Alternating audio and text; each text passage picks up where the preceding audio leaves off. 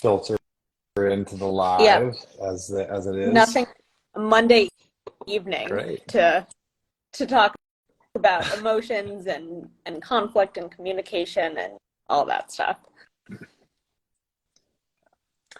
I mean, listen, I started my company 8 years ago.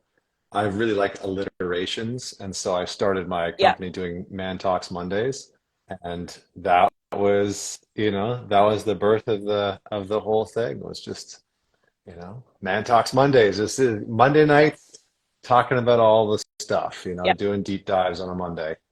The Sunday Scaries and the Man Talk Mondays. That's right. That's So I right. guess we can go ahead and get started and let people just join as they can. So again, thank you so much for agreeing to come and talk. And to give you some background, this is a book club that has at this point around 600-ish members, although different people can join at different live discussions depending on their availability, and so a lot of people end up watching back. But this book club has been going on for about 15 months now. As I mentioned too, I'm a clinical psychologist at Harvard and started this book club not knowing what it would turn into, but essentially because so many people, I think, want to work on themselves or have people that they love and are concerned about, and therapy is expensive. Any kind of coaching can be really expensive.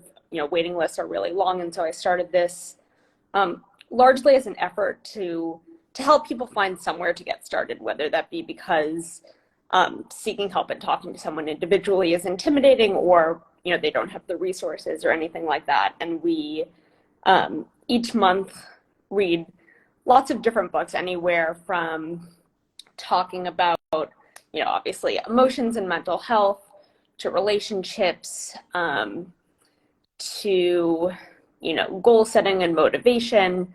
I try to vary it as much as possible.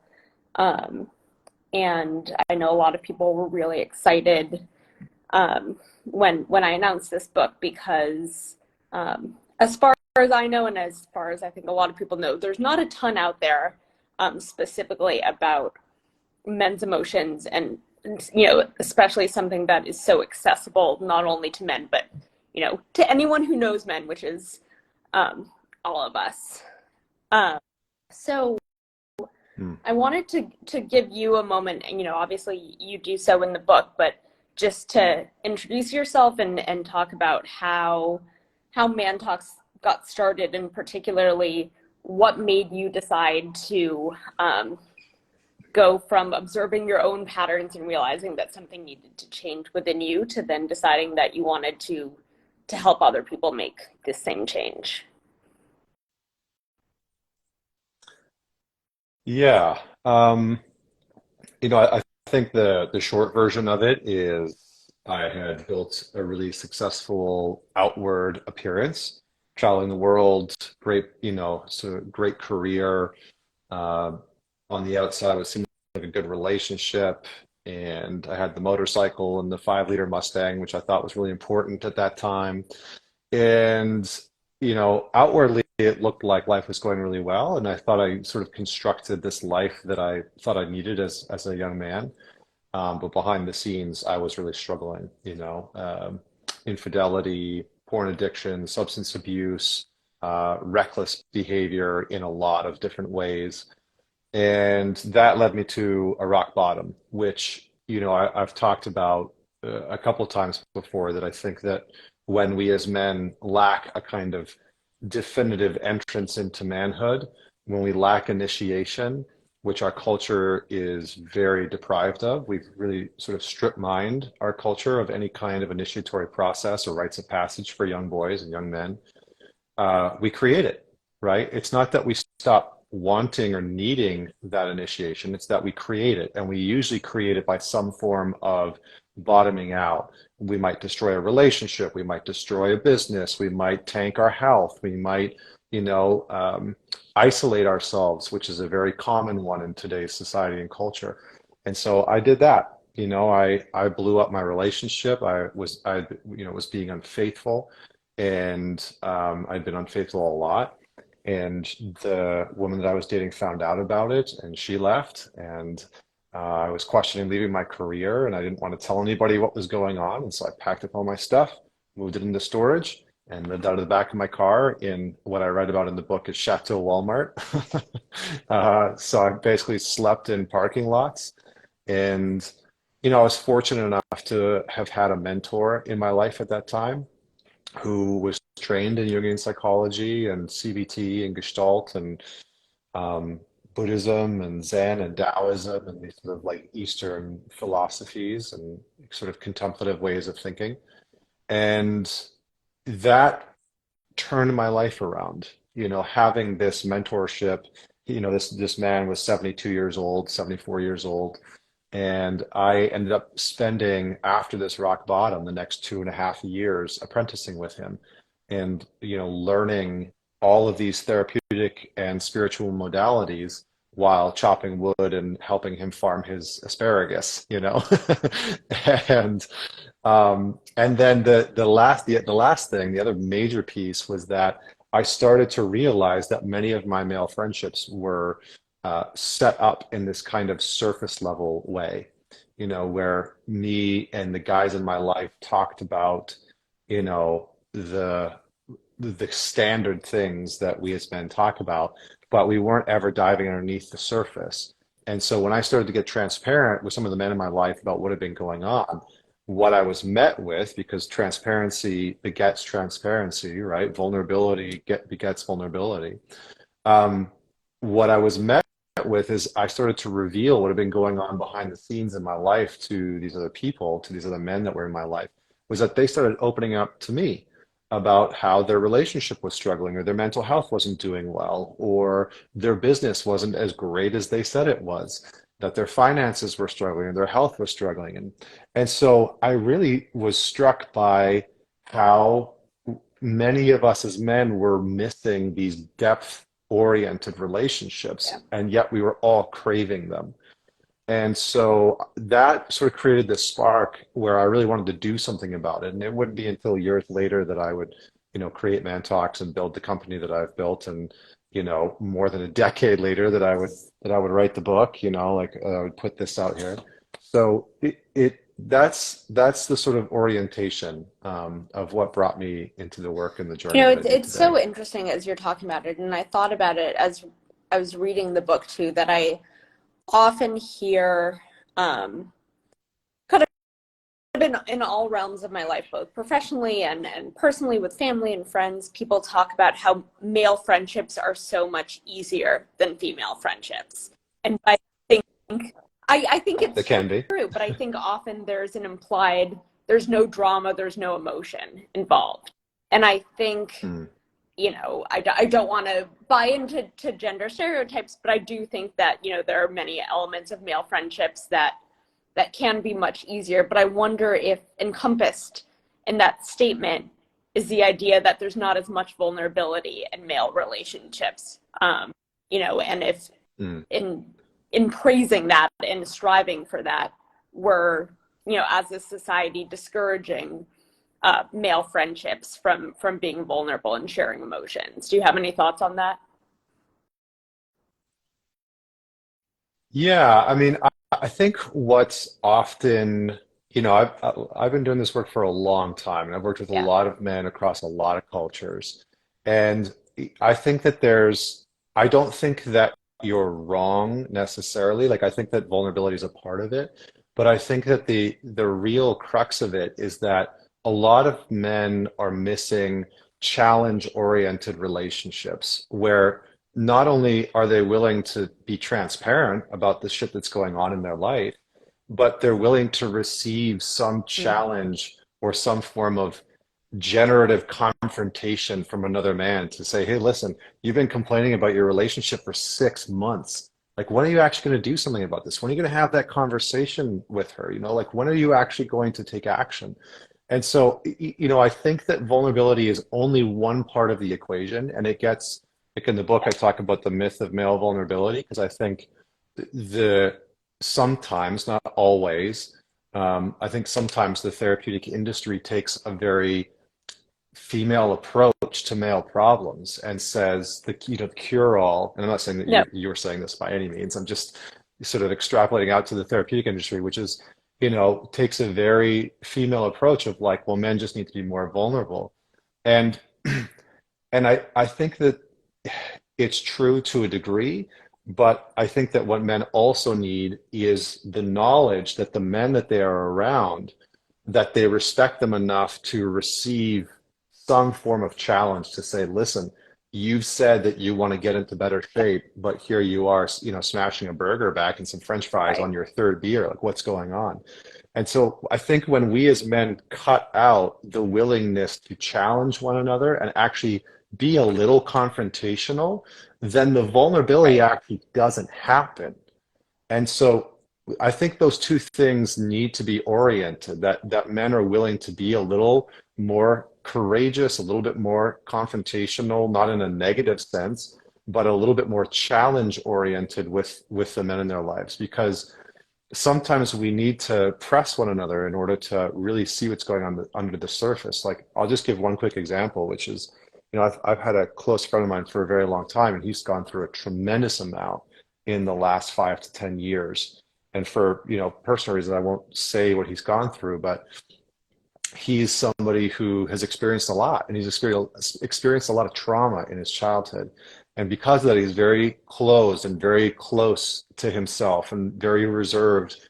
And rightfully so. I think anybody in his position would probably be very closed off and very reserved.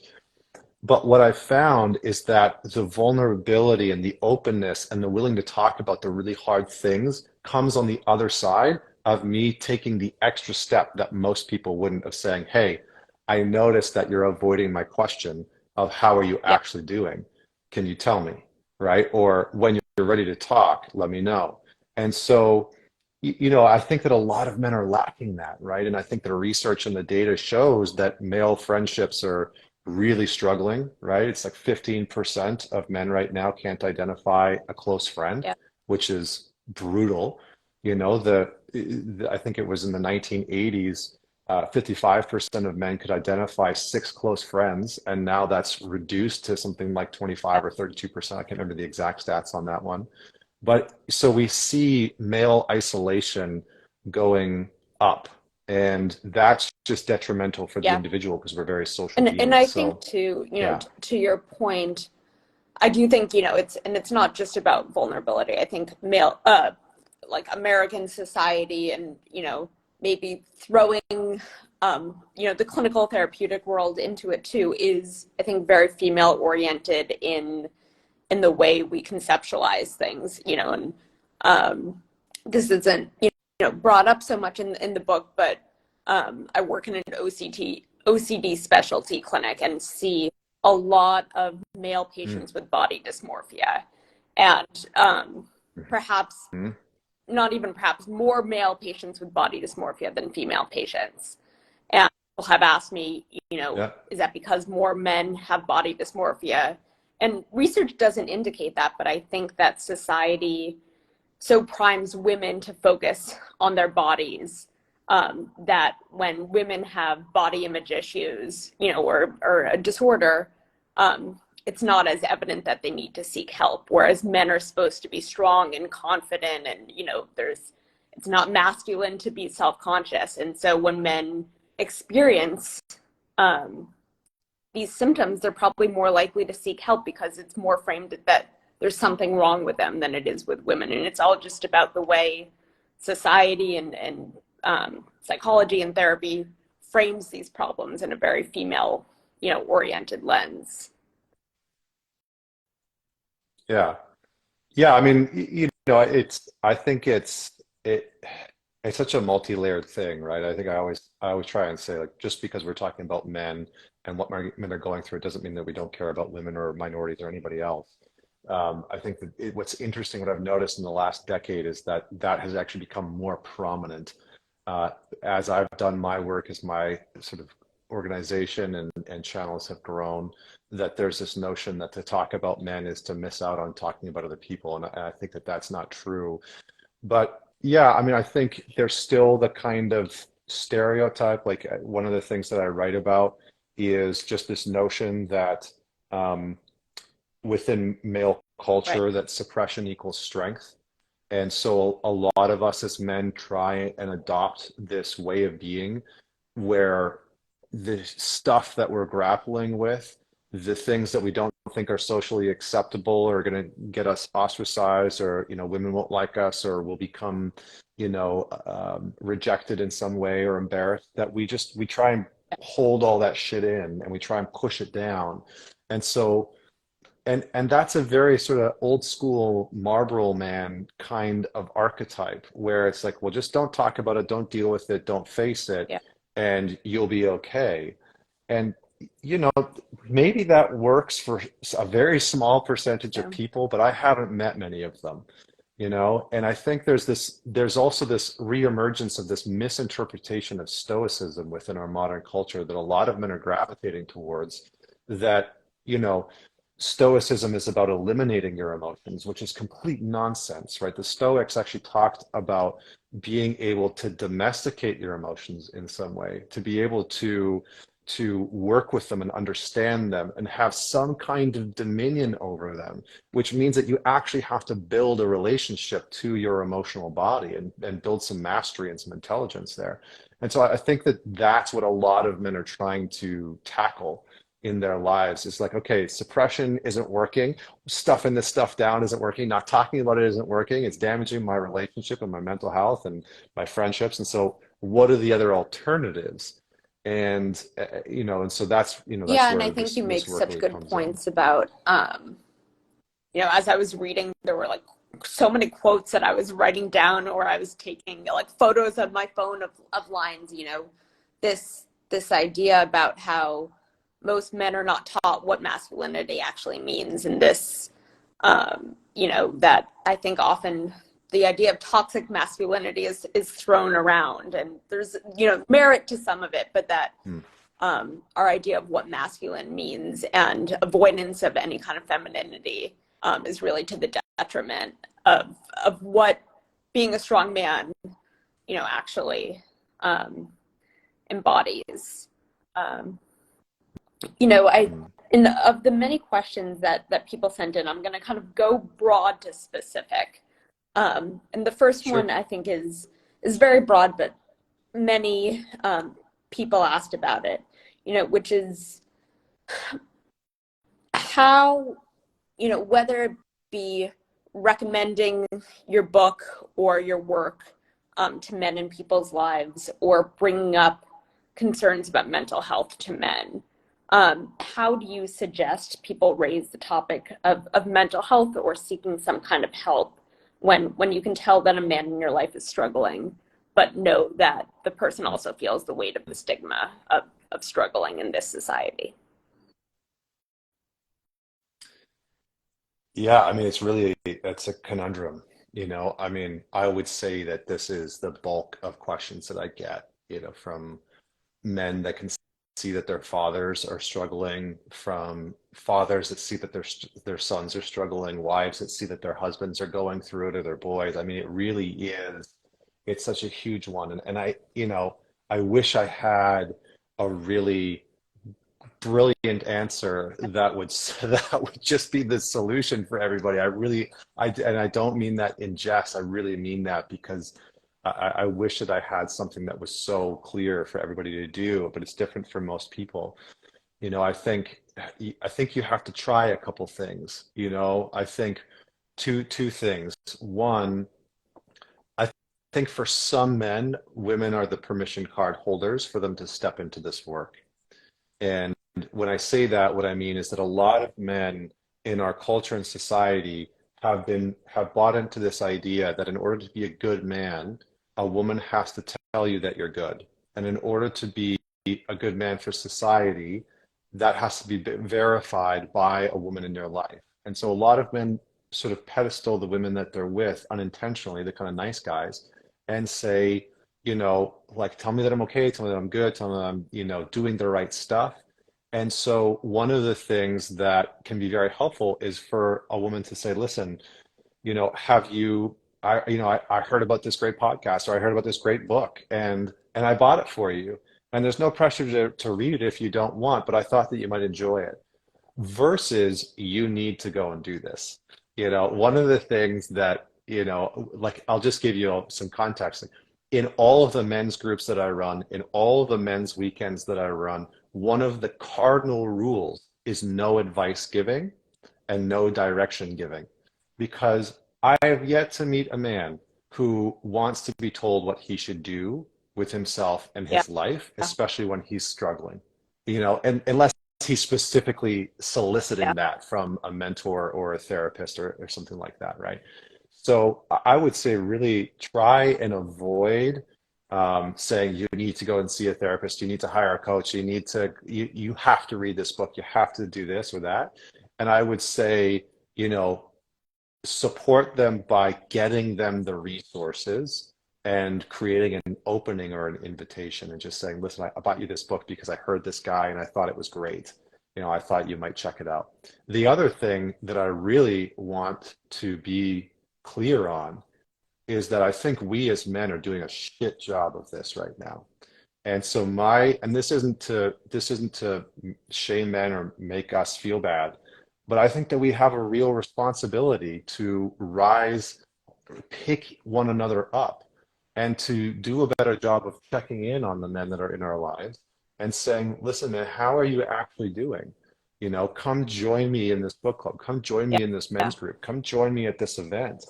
And I think that that's what it's really going to take is that we as men start to, like in my organization, we have this thing called Man It Forward, and this is part of the movement that I wanted to try and start with the book of like, man the book forward. If you found value in it, buy the copy for another man in your life.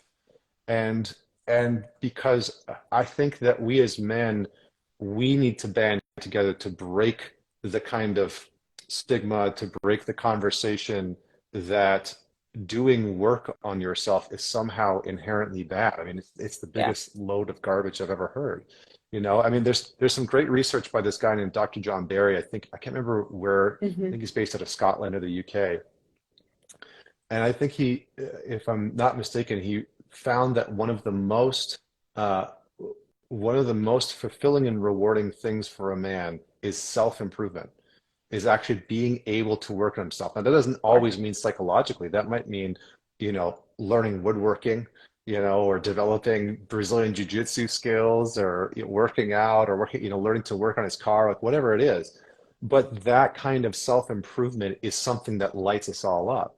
And so I think as men, we really have to take ownership of being responsible and mature enough to bring this conversation, as uncomfortable as it might Yeah. be, to the other men in our lives, and say, listen, like, I think you've been avoiding some hard conversations with your wife. What's going on? You've been complaining about your health. What's going on? You haven't visited the doctor, and you said that your knee's been bugging you for 3 months. Like, when are you going to get that checked?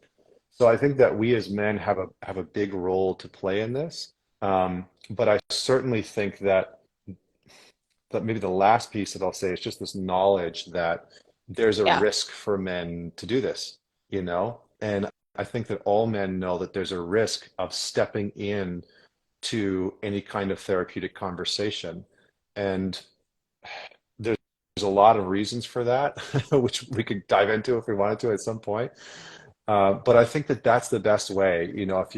If you're a woman out there, whether you're a mother or a wife or a partner or a sister, and you're wanting to help men or support men in some way, get them resources Yeah. without the expectation, without the baggage of the expectation of that they're bad or wrong if they don't do it, or that they're broken in the first place. Like, I think we have to be really mindful of that, because a lot of men hear that of Yeah. like, oh, you think I need to read this book or go to therapy? Like, well, what do you think is wrong with me?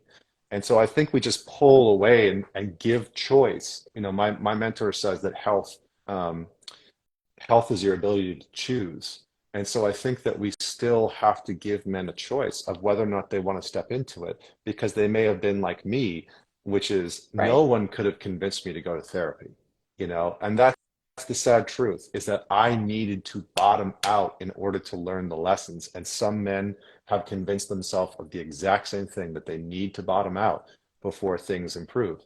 And so, yeah, so hopefully that's tactical enough and No, also and I think answers the it's question. so important because so many people, whether it be, and this leads into my next question, want to do something. We're inspired by something you wrote about, whether it be, and I'll try to get to as many of these as I can, but um, a conflict agreement, or the next question was going to be, how can I help my boyfriend find his sexual shadow in a way that enriches our sex life without shaming him? That people want to help, and I'm wondering, if we take that idea you talk so much about, men's shadow, how, it seems that people want to help someone find this, and is it something that a loved one can help a man find, or is it something, I think perhaps, with a sexual shadow, someone might fear, if I bring this up, am I then going to be shaming him or making him feel inadequate? How can I Mm. help someone without making them feel singled out? Yeah. Boy, oh boy, what a question you're asking. Yeah, well, I think first context, the shadow, I think that's probably a good place to begin, and then I can maybe ask it or answer it more directly. The shadow is the part of us that we don't want to acknowledge.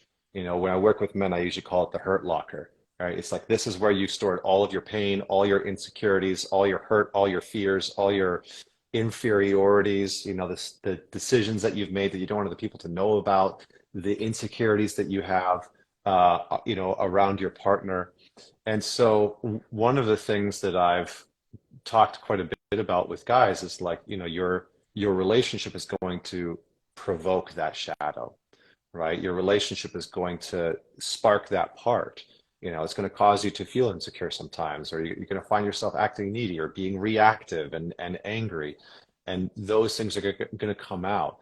So the shadow is that part of us that we have to start to discover. And usually the easiest way to see it in any context, whether it's your relationship or at work with your kids, is your reactivity, right? Anytime that you're becoming reactive and angry or aggressive or shutting down entirely, or trying to cut the other person off and not you know cut them off from intimacy or connection, that's your shadow in action. That's like the big neon sign pointing towards it. What I will say is that even for the most skilled therapist, and you could probably attest to this, getting somebody to see their own Yeah. shadow is incredibly difficult. It really is, because most of us don't want to acknowledge where we are playing the victim, or where we're acting insecure, or where we're operating from shame. Like, it's just, that's how we operate. We want to move away from it. And so what I would say is, in our world today, many people are burdening relationships with too much, that they are trying to be a good husband or wife, a good boyfriend or girlfriend, and they're trying to do that by being everything for that other person, or expecting the other person to be everything for them. Yeah. It's a very Disneyfied version of love. It's like, because what I kind of hear in the question is how do I be my man's therapist? you know and I don't mean that in a rude way, but it's like, how do I get him to do the work for himself? And that's just something that is his responsibility. And so what I would really encourage that person to say is lead by example. Lead by example. Start to look at your own sexual shadow. And in doing so, and in bringing that forward, you probably will get him curious about what's going on, and will shift the context of your relationship. Because what we always try and do in relationship is say, how do I get them to change and not me? It's the Right. never-ending game of relationship that we play, right? It's such a pain in the ass, but we all do it. We really do. And so Jung had this great quote where he said, I'm paraphrasing, he said, women stand right at the very edge of where a man's shadow begins. And the inverse is true for women. And so a lot of times, these questions um, are sort of steeped with the background context of I'm not getting something that I want in the relationship, right? And usually, if I dig a little bit deeper, it's I'm not bringing something forward that I want into the relationship, right? Some sexual fantasy, some sexual desire, uh, some way of expression that I really have. And so I would say start to see if there's an ability for you to bring some of those things forward in the relationship and see if the relationship can contain it. See if your partner begins to meet you in that space. Because, you know, trying to get your partner to figure out their sexual shadow is, yeah, I mean, that's a big one. That's a big, complicated one. And I think maybe the last one I would say is go to a workshop together, go like sign yourself up as a couple. Like my wife and I, she's a marriage and family therapist. We have a couples workshop live and virtual in June. Find stuff like that. It doesn't have to be ours. Find somebody that you want to learn from and go and venture into it together. I think that there's such immense value in a relationship Yeah. being the vehicle for development, right? I think again, Jung said that the fastest horse in the race of individuation is marriage, right? Or AKA relationship. And so um, if you're wanting to develop yourself, then make that commitment and invite your partner along on the journey with you and say, listen, I'd love to explore our sexual dynamic and I'd like to have, more sex with you or more passionate sex. And so how do you feel about doing this Yeah. workshop with me? I really want to go do it. And I think that's a great way to invite men into the work. I think it's Yeah. also And a I great way think to it's, invite women into you the work. know, correct me if I'm wrong, but very much about aligning yourself rather than accusing the other person. And Yes. it's very much all in the framing and recognizing that two people make a dynamic, right? It's not one person that makes the dynamic. You know, Yeah.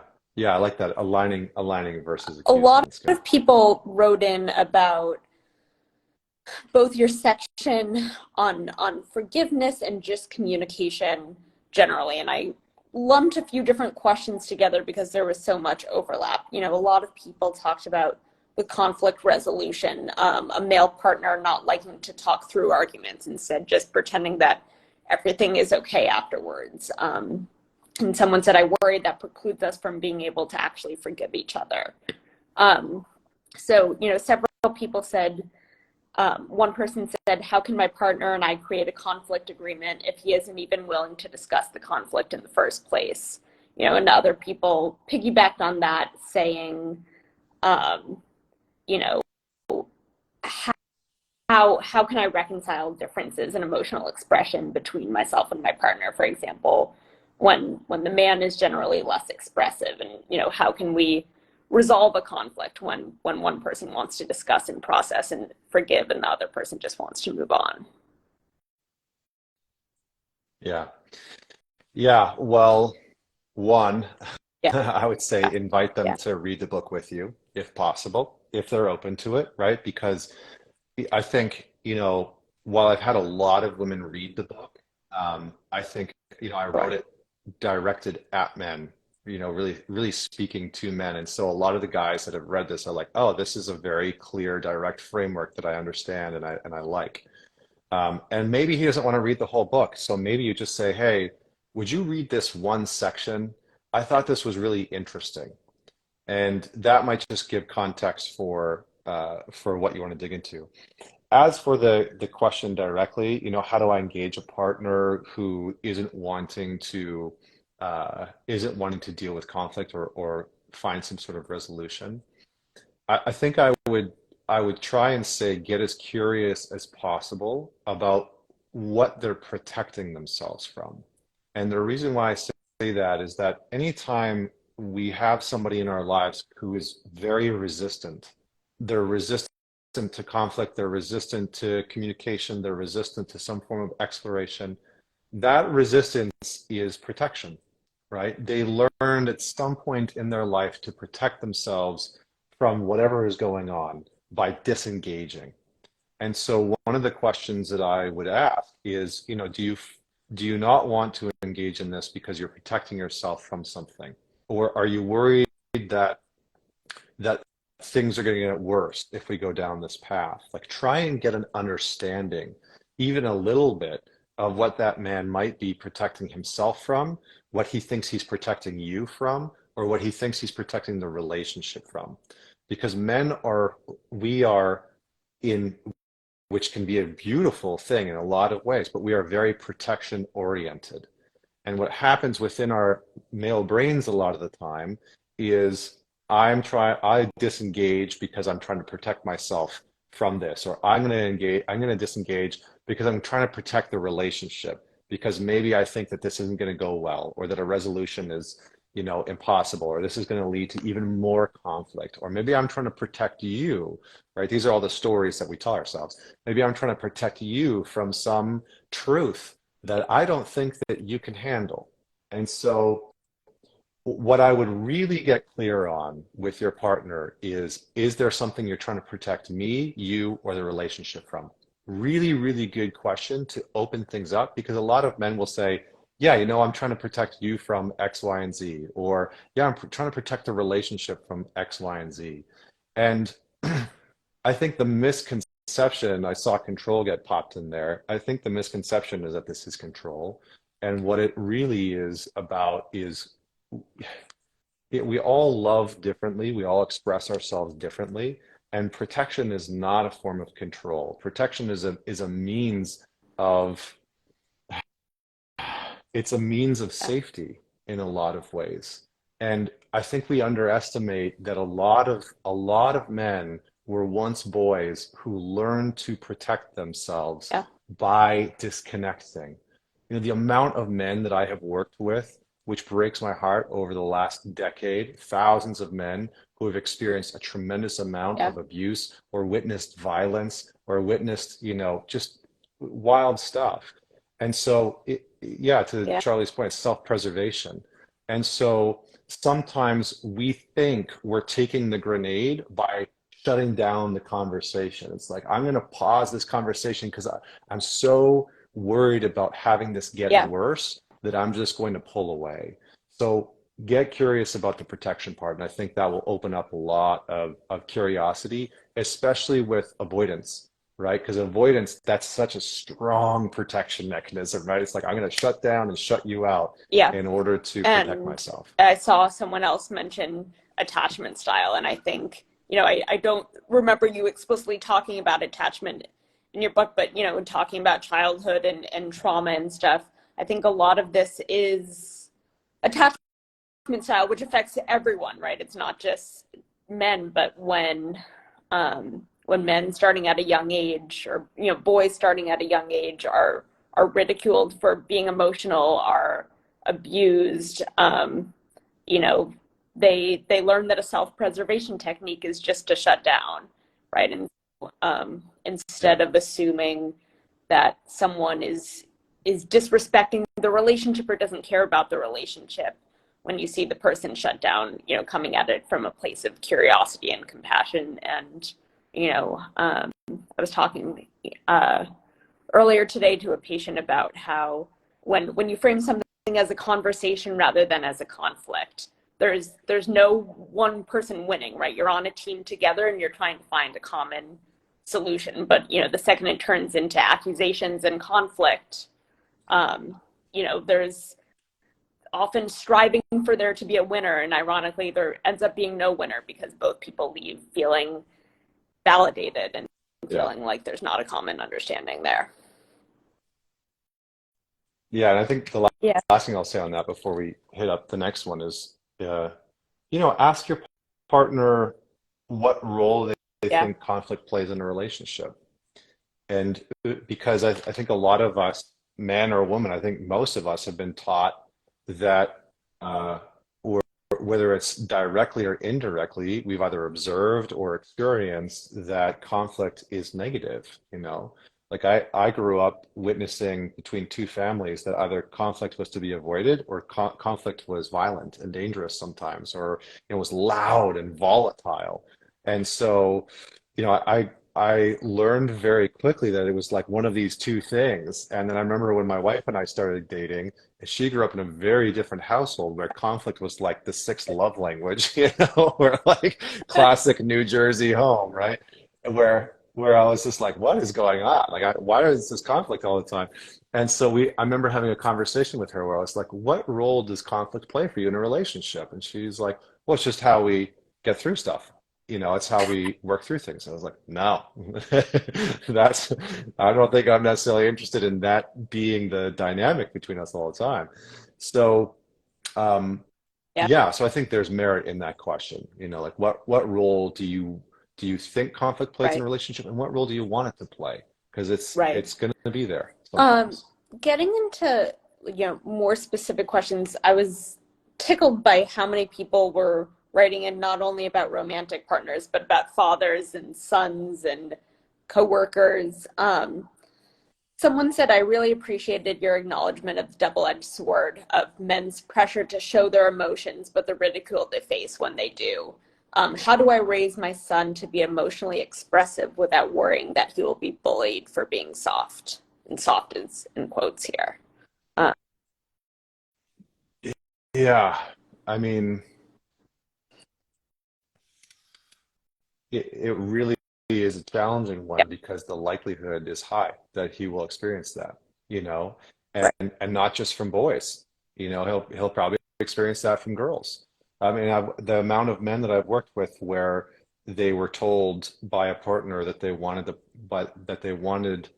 partner wanted them to open up and be more vulnerable and be more emotional, and then they do, and then it leads to consequences where she's not interested in him as much anymore, or she doesn't know how to receive his emotions and kind of shuts down or becomes judgmental or ridicules him, it is high.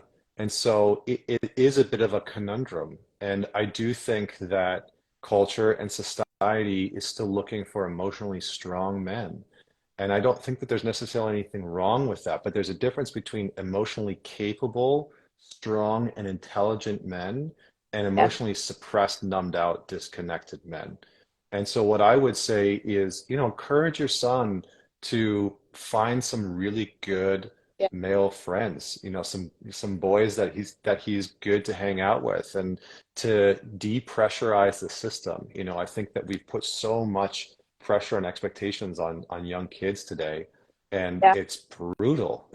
It's really brutal. So I would really just encourage that all young boys have a good social network so they can be around other boys and witness and learn and see what it's like for the guys to be going through it, and to encourage them, if it's possible to have a good male role model in their life. Great. There's lots of clubs and groups and networks out there that can support those young boys.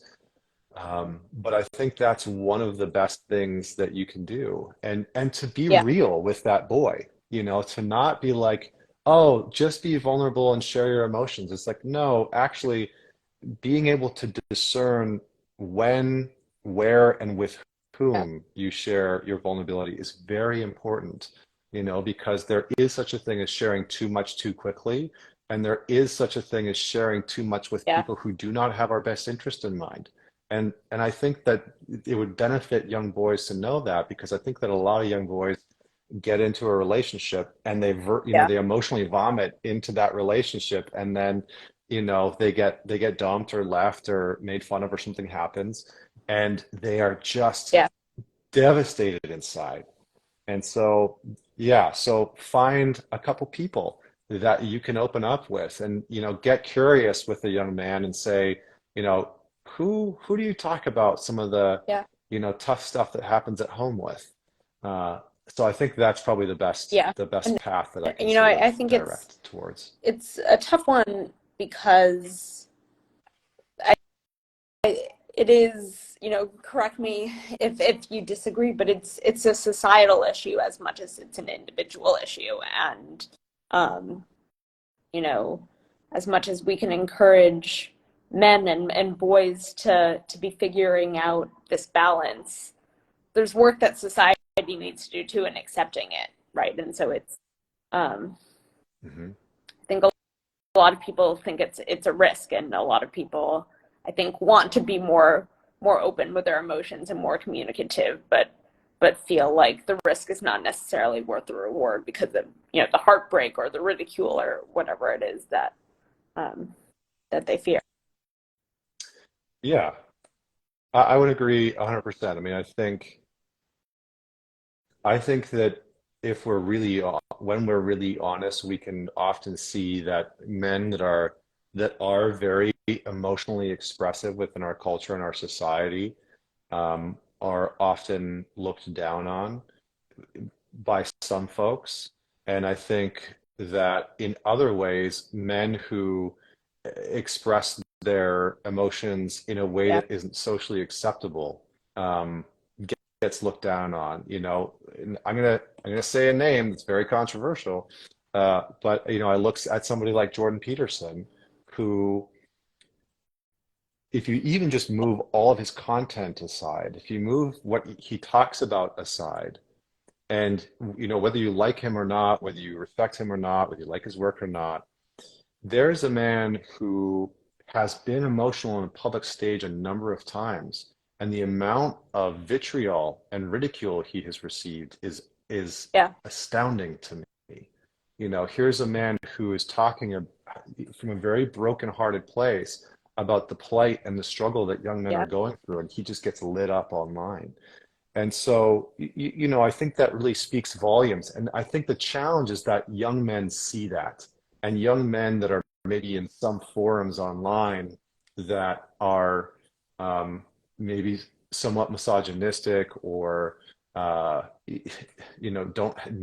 have women's interests in mind to the best of their ability. They see that, and they see that yeah, as evidence and confirmation that men's emotions are not welcome, and yeah, it pushes them further away from the public forum of being right, able to say, yeah, I feel shit too, and I right, struggle too, and I'm going through it too. And so, yeah, I do think that culturally, men's emotions are a bit yeah. of a mixed bag for a lot of people And then still. maybe I'll throw in one other question, that talks about a father that is a change from what we've largely been talking about in relationships, and I think can relate to several people talking about um, you know how to engage in deep or vulnerable conversations. And this one is related to that, but a little different. Someone said, my relationship with my father has been difficult and incredibly painful since my mom died 5 years ago. He started dating and remarried a woman with young children, and it feels like he has prioritized them and left me and my adult siblings behind. Now I have my own child, and I hoped he would show up as a grandfather, but that has not been the case, and it has been deeply disappointing. What drives men to abandon family members or those they're supposed to care about? Hmm. Well, I mean, first off, if the person is on this call, I would just say my heart goes out to you, and that's a brutal experience. That's a brutal experience. Um, because every boy wants his father to be in his life, and within every man, regardless of how old he is, if his father is still alive or Yeah, not, he wants his father to be in his life in some capacity. And so, the hard part about it is we have to allow ourselves to really grieve, and to really let that grief come out, and come forward, and to heal in some ways alongside other men, because that type of experience is what creates the yeah, mistrust within us as men. Because we feel this deep sense of, if my father can abandon me in this way, then any man can abandon yeah, me in any way at any time. And so it really is staggering the impact that that can have. What causes a man to do that is, the simple version of it is shame. Oftentimes, when we as men have made choices in our life that we haven't really known how to reconcile with, the uh, the sense of the shame that we can carry, not wanting to feel or deal with that shame will cause us to act out of integrity, will cause us to make decisions that aren't aligned with who we are. I mean, the number of men that I've worked with who, shame is sort of at the bottom of the decision-making matrix, and they've tried to move away from it as far as humanly possible. I think that's a human thing, right? Nobody wants to feel shame. It's just it's a sneaky little emotion. And so I think that what causes men to do that is that they're trying to Yeah. avoid the shame that they're carrying within them, and that to be in relationship with you and to be in your life in that way would bring them into close quarters, into a room with the emotions that they've been carrying, with the grief and the shame and the embarrassment that they've been carrying probably for years for actions that happened that are not of your doing. And so we really have to we have to do the work to find forgiveness towards our fathers if we've been in that situation, and begin to learn to father ourselves, and to begin to say what we need, you know, to be very direct with our fathers and say, listen, here's what I want from you. I want you to be in my son's life. I want you to show up. I want you to call him. And if you're not willing to do that, then there's maybe a different conversation for us to have. But Yeah. here's what I expect. And I think the other thing that we have to say is to really ask ourselves, and I ask this of all men that come to work with me, is what does it look like for you to be a good Yeah. son in your life right now? Because what a lot of men have done is they're still trying to be a good son from who they were as a boy, and not a good son as who they are as a 40-year-old man or a 50-year-old man or a 30-year-old man, And so maybe sometimes to be a good son is to say, listen, Dad, I love you and I need more of you in my life right now. I love you and I need you to call me and FaceTime and see your grandchild, and that's not an unreasonable request for you, and it might be actually you stepping into the role of being a great son. And the other thing I would say is,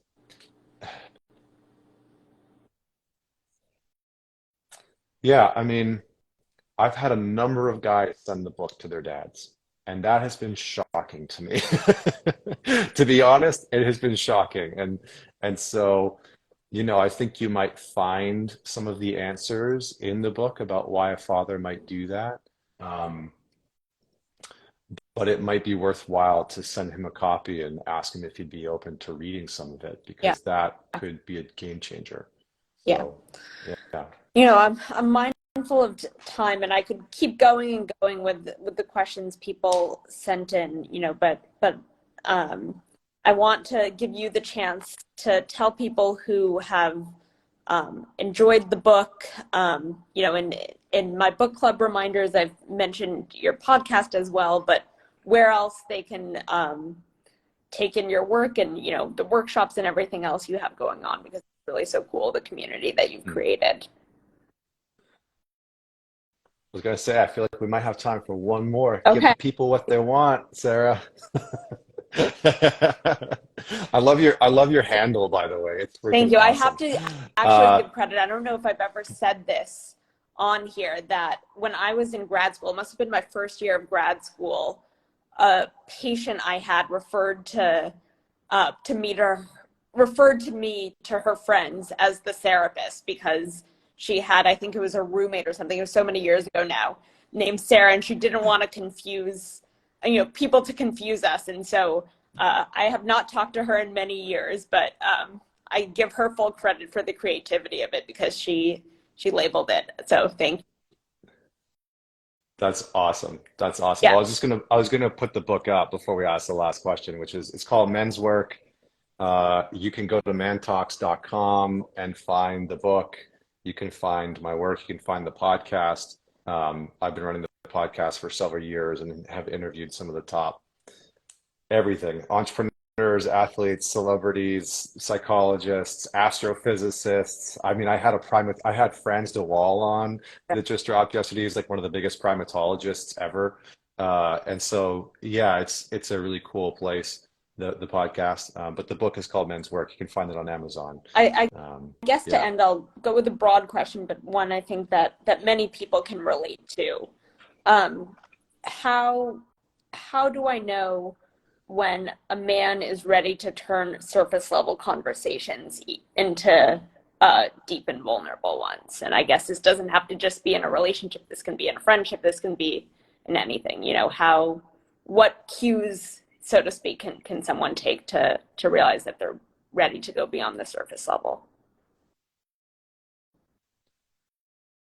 I mean, one of the ways is that he'll guide it there, right? He'll very clearly take the conversation in that direction and start to ask and inquire about more depth-oriented things. Um, I think the other thing is, you know, it really depends. I think sometimes we have differing versions of what deep conversations are. He might want to talk deeply about esoteric topics that are different from what you might want to be talking about, right? So he might be talking about, you know, existentialism and quantum Yeah, mechanics. And for him, that's the deepness of existence, right? And he's telling you already, like, I'm talking about, qubits and, quarks with you. And this is like the most exciting shit to me. And I'm deep into it. And so he's expressing his depth to you in that way, because for him, he's going deep into, it might be music. He might be talking deeply about music. He might be talking deeply about, who knows, cars, some form of science, etc. So just see if you can expand your version of depth, right? Because I think for a lot of us, we're like, oh, I want to talk about deep yeah, stuff in this area only. And so just see if he's talking about depth-oriented stuff in other areas. And that'll give you a good sign. And then secondly, start to go there a little bit, like say, hey, I would like to talk in depth or a little bit more exclusively about this subject or this topic, or like, how do you feel about talking about X, Y, and Z? If I asked you about your parents or your upbringing or family yeah, trauma, like how would you feel about that? And just gauge his response. And then I think again, creating an invitation of like, well, I deeply desire this. I'd really love this, and to kind of see if he's willing to, walk through that invitation, to walk into that invitation. I think that all of those are great places to yeah. go, and I think I that'll think give you a good that's sign. that's great advice. I think often we want people in our lives to be mind readers and uh, expect that they know exactly what we want to talk about and stuff like that. And sometimes you know without giving them direction or telling them what to do, um, not being afraid to initiate the conversation and see how people react is really important. Absolutely. I couldn't agree more. I couldn't agree more. I think that's the best Well, place thank to you so go. much. Your work is really incredible and much, much, much needed. And the community you've created is really special, and I think a lot of people would benefit from engaging in it. So I encourage everyone on here to check out the many different forums in which they can take in your wisdom. And thank you so much again. Thanks so much. Thanks for having me. Thanks so It's a much. great Have a good night. conversation. I'm Bye glad we bye. did it.